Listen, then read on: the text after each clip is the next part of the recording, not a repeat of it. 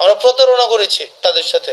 হাসনাত আবদুল্লাহরা যে জনগণের সাথে প্রতারণা করেছে, এটা হাসনাত আবদুল্লাহ নিজের মুখেই স্বীকার করেছে। অনেকেই বলবেন, ভাই হাসনাত আবদুল্লাহ তো এই উদ্দেশ্যে বলে নাই। হাসনাত আবদুল্লাহ কি উদ্দেশ্যে বলেছে? হাসনাত আবদুল্লাহ এবং এনসিপির নেতারা কার কার সাথে বেইমানি করেছে, সবগুলো আজকে প্রমাণ সহ আপনাদেরকে দেখাবো। এই এনসিপির নেতারা প্রথমে আওয়ামী লীগের সাথে বেইমানি করেছে, তারপরে জুলাই যোদ্ধাদের সাথে বেইমানি করেছে, তারপরে জনগণের সাথে বেইমানি করেছে, এরপরে বিএনপির সাথে বেইমানি করেছে। এগুলোর সবগুলোর প্রমাণ আজকে আপনাদেরকে দিব। ইউটিউবে যারা ভিডিওটা দেখছেন তারা ইউটিউব চ্যানেলটা সাবস্ক্রাইব করবেন এবং লাইক কমেন্ট করবেন। একই সাথে যারা ফেসবুকে এই ভিডিওটা দেখবেন তারা ফেসবুক পেজে ফলো দিবেন এবং ভিডিওটা সর্বোচ্চ শেয়ার করবেন। যতজনের কাছে পারেন শেয়ার করবেন, কারণ আজকে যেই প্রমাণগুলো দিব, এই প্রমাণের পর এনসিপির সমর্থক এবং যেই বট বাহিনীগুলো আছে, এই বট বাহিনীর মুখ বন্ধ হয়ে যাবে আশা করি। হাসনাত আবদুল্লাহ নিজের মুখে সংবাদ সম্মেলনে বলেছেন যে আমরা জাতির সাথে প্রতারণা করেছি, জনগণকে কিছুই দিতে পারি নাই। কথা 100% সঠিক। তিনি কি উদ্দেশ্যে বলেছেন সেটাও ব্যাখ্যা করব। তার আগে যাদের সাথে বেইমানি করেছে তাদের কথাগুলো ক্লিয়ার করে নেই। তারা প্রথমে আওয়ামী লীগের সাথে বেইমানি করেছে। আওয়ামী লীগের সাথে কিভাবে বেইমানি করেছে? আওয়ামী লীগ সরকার যখন ক্ষমতায় ছিল তখন এনসিপির বেশিরভাগ নেতারা ছাত্রলীগের ছায়াতলে ছিল। ছাত্রলীগের বিভিন্ন প্রোগ্রামে তাদের সক্রিয় অবস্থান দেখা গেছে। এমনকি সার্জিস আলম শেখ মুজিবুর রহমানের বন্দনা করতে করতে মুখ দিয়ে ফেনা তুলে ফেলেছে।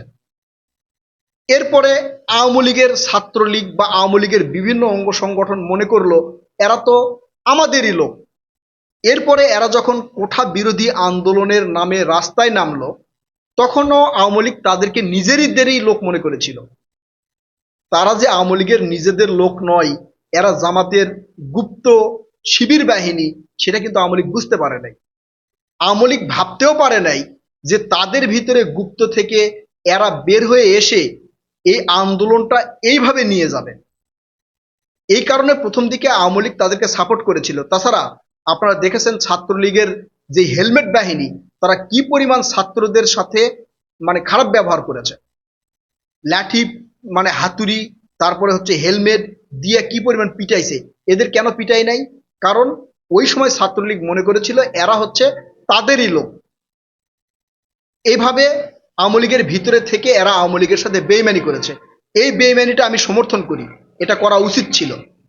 এরপরে যখন তারা আন্দোলন করলো, আন্দোলনে সফল হলো, আওয়ামী লীগ বাংলাদেশ থেকে পালিয়ে গেল, শেখ হাসিনা বাংলাদেশ থেকে চলে গেল, আওয়ামী লীগের শীর্ষ নেতারা বাংলাদেশ থেকে চলে গেল, তখন তারা এই জুলাই যোদ্ধাদের সাথে বেইমানি করেছে। জুলাই যোদ্ধাদের সাথে কিভাবে বেইমানি করেছে?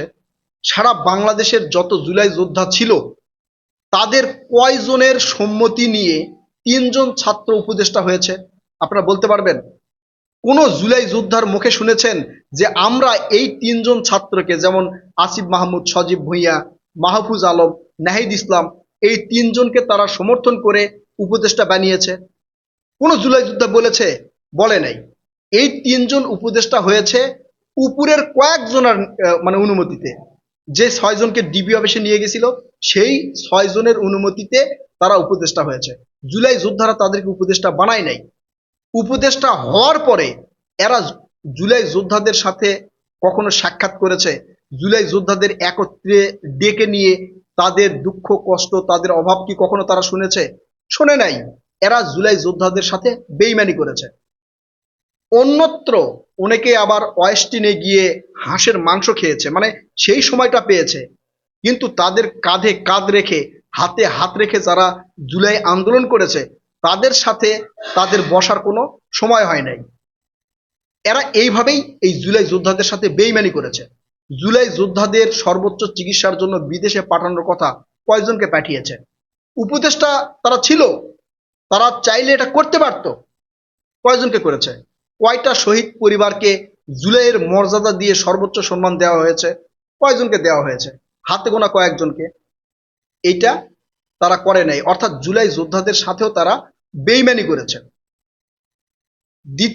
তৃতীয়তে যে কাজটা করেছে, বন্যার্থদের সাথে বেইমানি করেছে।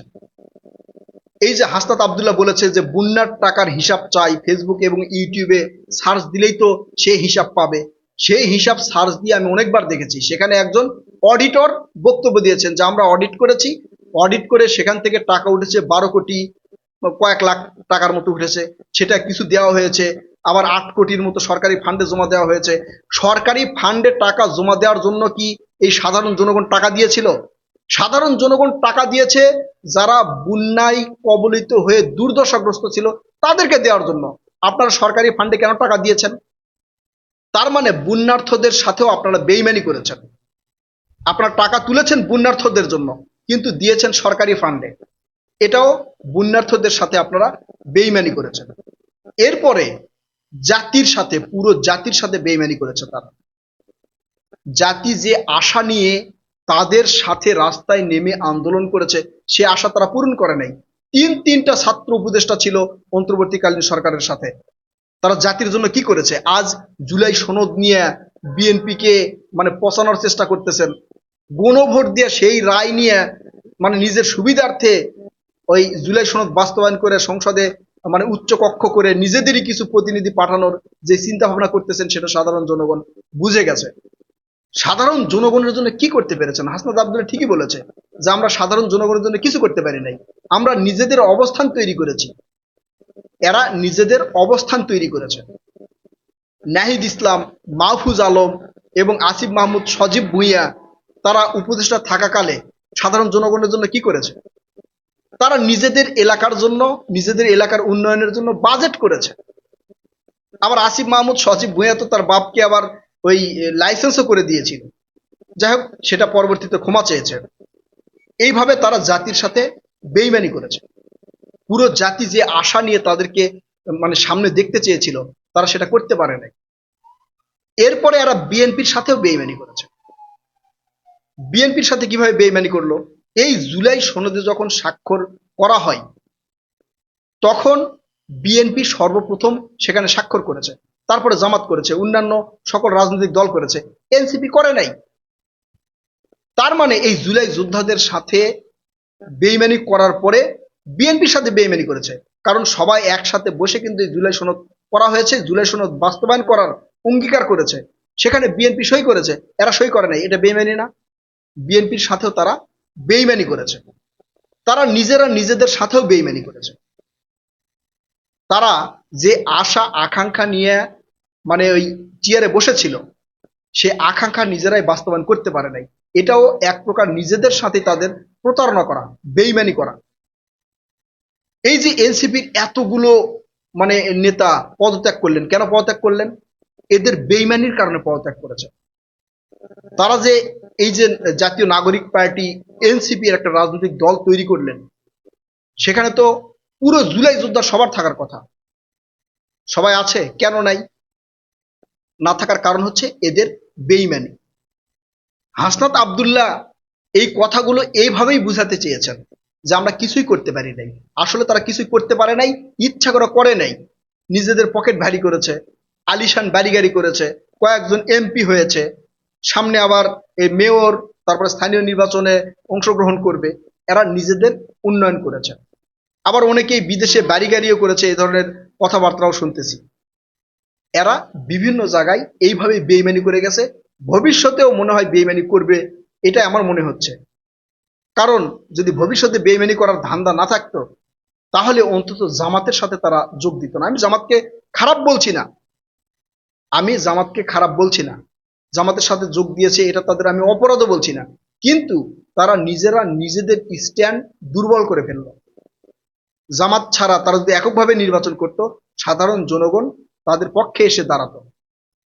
আবার অনেকেই বলেন যে বিভিন্ন জায়গায় তারা তো মার খাওয়া শুরু হয়েছিল, জামাতের সাথে যুক্ত হয়ে কিছু আসন পাইছে। বিভিন্ন জায়গায় মার খাওয়ার কারণেই মানুষ জনপ্রিয়তা হয়।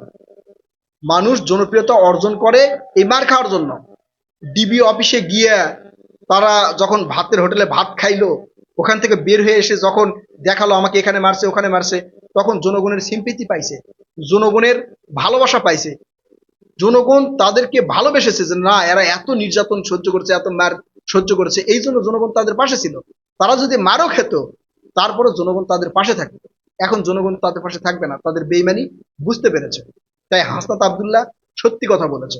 হাসনাত আব্দুল্লাহকে সেলুট। আমি হাসনাত আব্দুল্লাহকে ব্যক্তিগতভাবে ভালোবাসি অনেক আগে থেকে।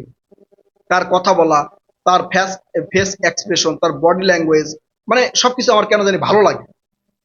এই জন্য হাসনাত আব্দুল্লাহকে ধন্যবাদ, আরো ধন্যবাদ যে তারা যে বেইমানি করেছে এটা যে বুঝতে পেরেছে, এই জন্য তাকে ধন্যবাদ।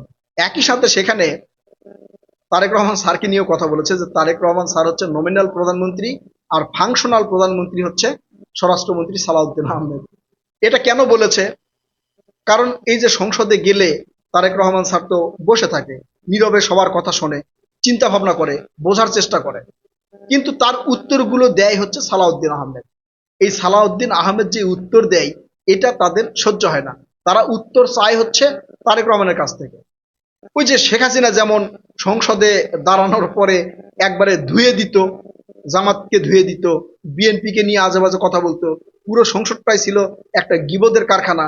তো এরা মনে হয় সেটাই চাচ্ছে যে তারেক রহমান স্যার তিনি নিজেই দাঁড়ায় এই ধরনের কথাবার্তা বলবেন, একটু উল্টাপাল্টা কথা বলবেন, সেগুলো নিয়ে তারা একটু কথা বলতে চাইবেন। কিন্তু তারেক রহমান স্যার তো আসলে উল্টাপাল্টা কথা বলবে না। এতটা বোকা টাইপের তো তারেক রহমান নয়।